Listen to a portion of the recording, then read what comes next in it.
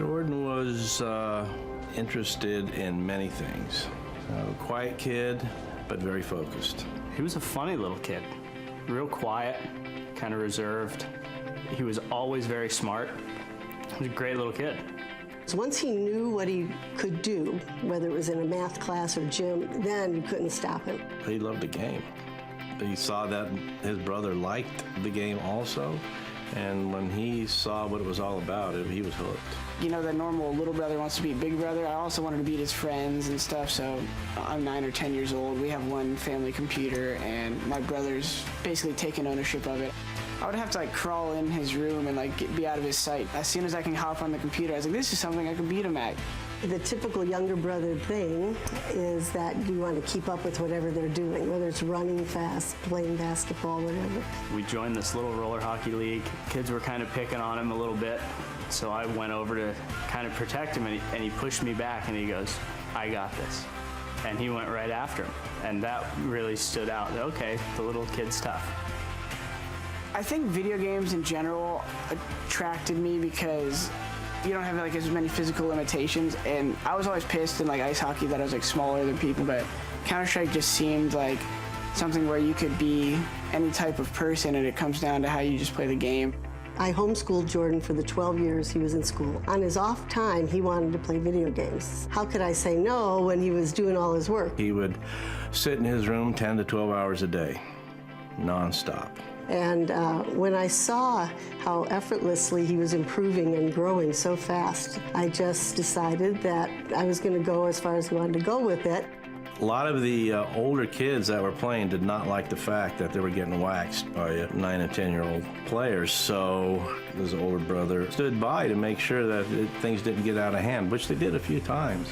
I used to go and pick him up from LAN centers because people twice his age were trying to fight him because he just won in a tournament or did something, and you know, he looked like a little goofball. To know that my family supports me is something I took for granted for a little while because I didn't realize how many people's parents put a negative connotation on them being on the computer.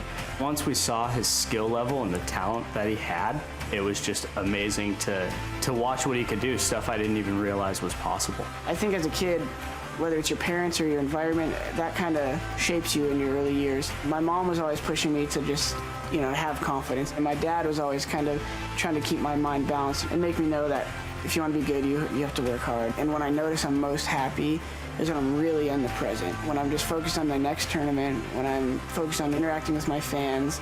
I'm still pretty young, and I learn so much every year about myself. When CS 1.6 started to slow down, the interest was dying between the players and the community. That was a tougher time for Jordan. He had no idea where it was going to go. I think most gamers, when they go pro, kind of realize that it might be a short-lived thing, and you don't want to hold too much onto the past, like the kid who talks about, you know, dominating high school football and he's 35 years old or something. I still enjoyed playing the game, but it's like, are you gonna let your hobby get in the way of having a career? No, but if it can become your career, then I'll pursue it. You know, this whole scene has changed so quickly. We're fascinated with it. So even as this thing winds down, whenever that will be, I think he'll stay in the esports.